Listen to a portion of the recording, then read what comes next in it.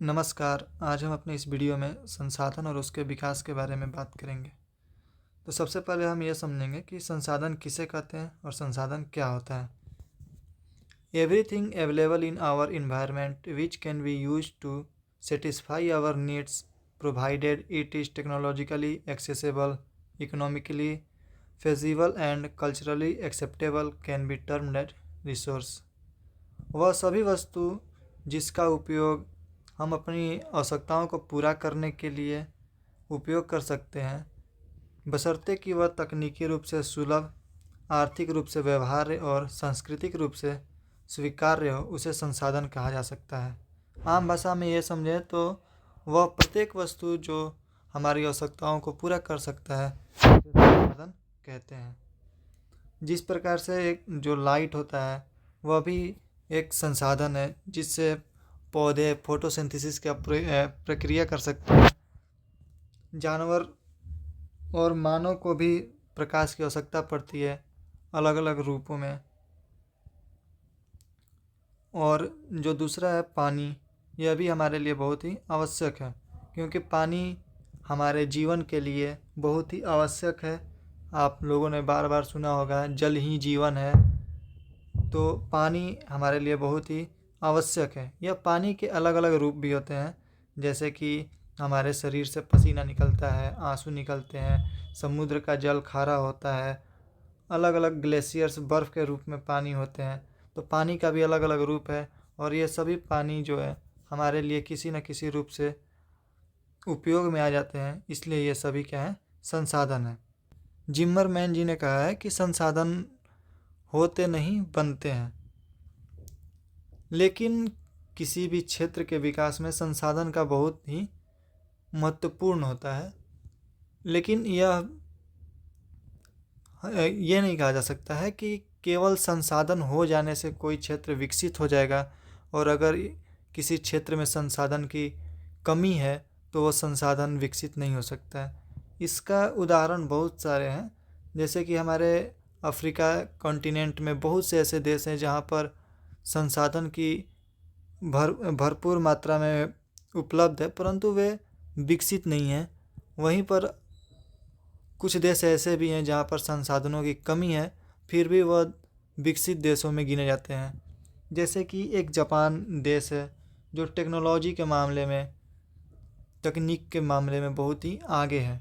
तो यह बात पूरी तरीके से सही नहीं है कि संसाधन न होने से कोई देश विकसित नहीं कर सकता, और किसी देश के पास संसाधन होने से वह पूरा विकसित कर जाए, यह जरूरी नहीं है।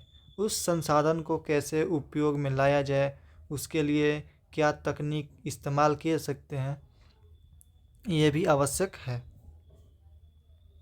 संसाधनों का वर्गीकरण 4 भागों में किया गया है।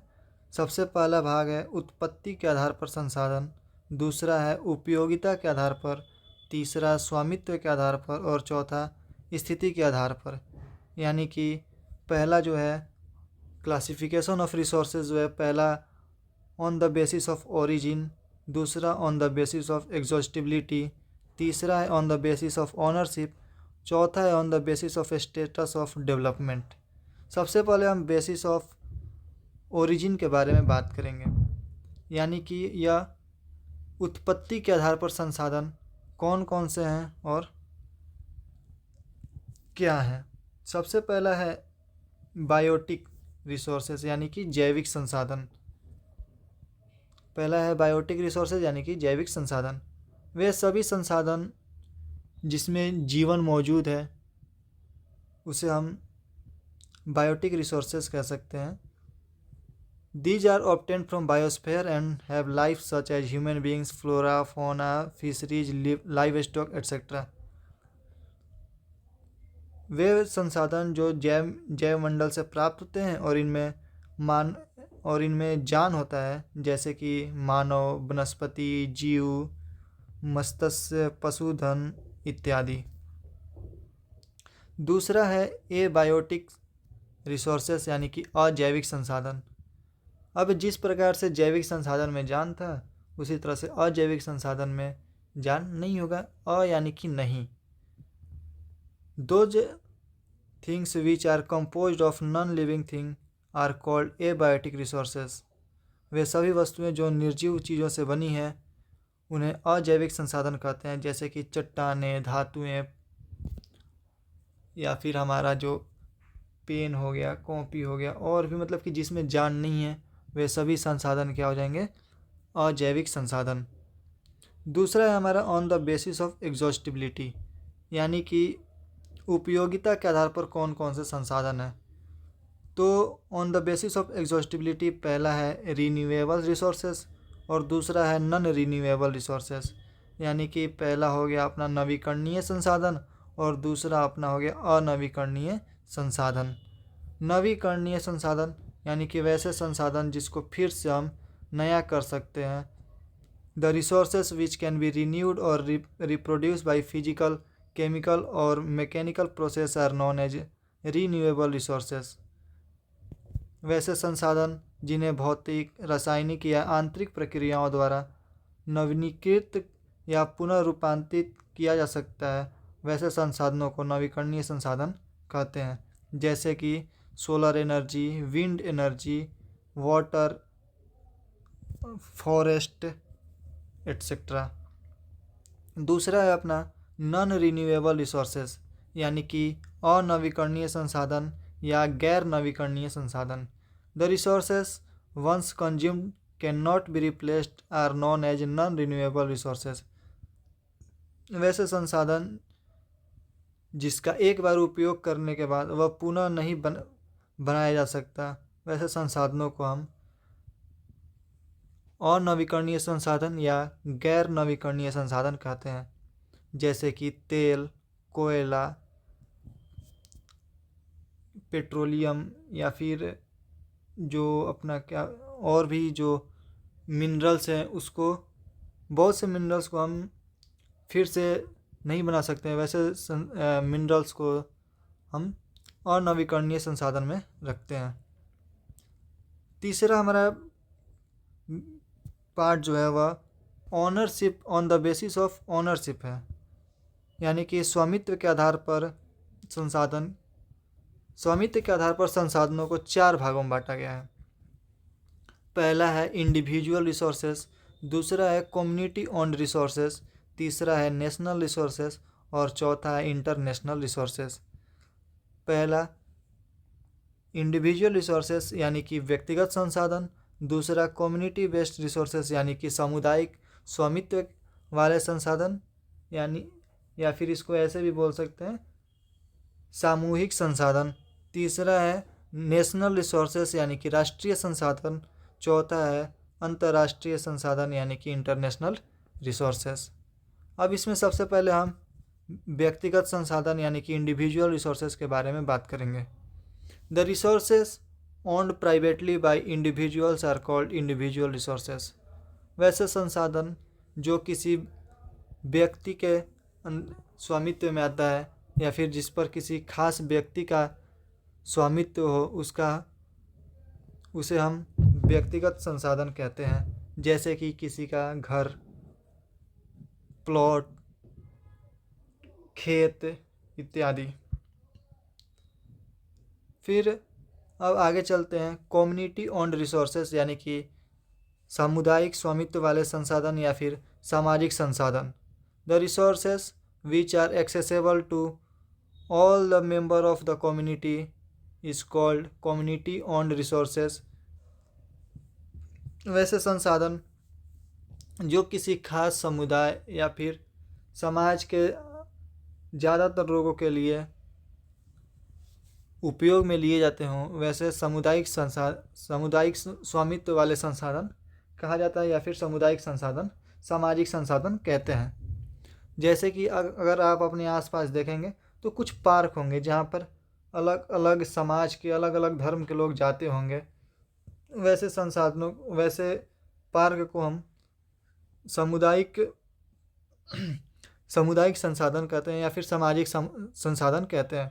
फिर कुछ तालाब होंगे जिसमें बहुत से लोग इकट्ठा होकर के वहाँ पर पूजा पाठ करते होंगे, वैसे संसाधन को हम सामाजिक संसाधन में रखते हैं। उसके बाद आते हैं नेशनल रिसोर्सेस यानी कि राष्ट्रीय संसाधन। The resources which come under nation are known as national resources. वैसे संसाधन जो किसी राष्ट्र के अंतर्गत आता है उसे राष्ट्रीय संसाधन कहते हैं।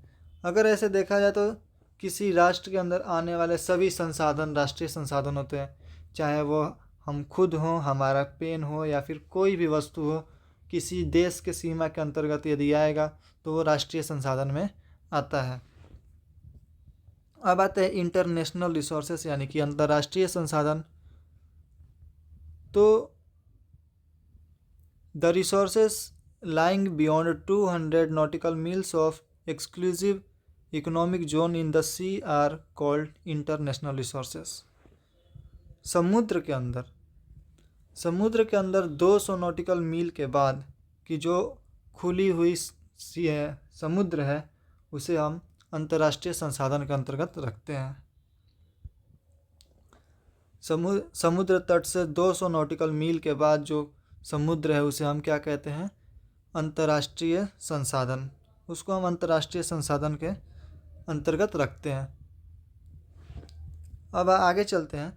On the basis of status of development यानी कि विकास की स्थिति के आधार पर संसाधनों को भी बांटा गया है। इस आधार पर भी संसाधन को 4 भागों में बांटा गया है। पहला है पोटेंशियल रिसोर्सेस यानी कि संभावित संसाधन। पहला कौन सा है? पोटेंशियल रिसोर्सेस यानी कि संभावित संसाधन।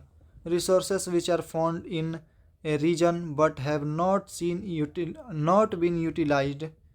वैसे संसाधन जो किसी क्षेत्र में पाए जाते हैं लेकिन उनका उपयोग नहीं किया गया है, वैसे संसाधन को हम संभावित संसाधन कहते हैं। जैसे कि गुजरात और राजस्थान के क्षेत्रों में पवन ऊर्जा यानी कि विंड एनर्जी से इलेक्ट्रिसिटी जनरेट कर सकते हैं, भारी मात्रा में इलेक्ट्रिसिटी जनरेट कर सकते हैं, लेकिन अभी उसका बड़े स्तर पर उपयोग नहीं जारी है, इसलिए हम उसे संभावित संसाधन के क्षेत्र में रखते हैं।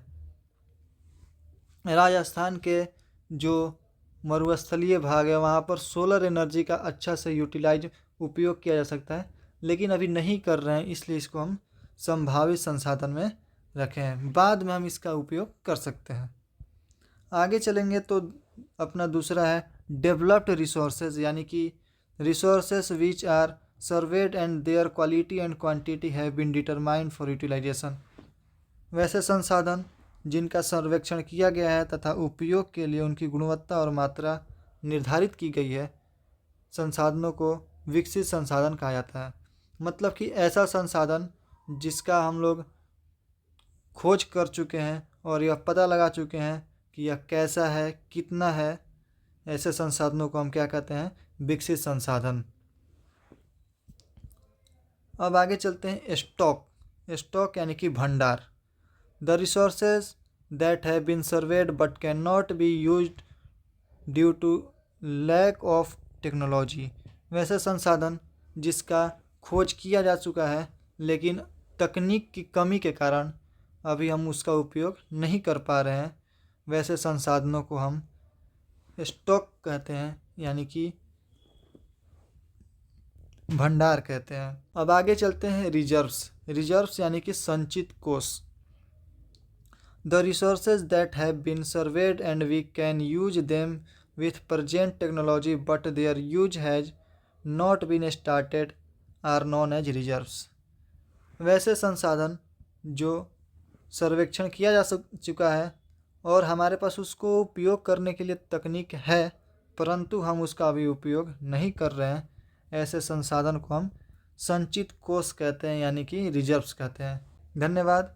वीडियो अच्छा लगा हो तो अपने दोस्तों के साथ ज़रूर शेयर करें। Thank you. आगे मिलते हैं।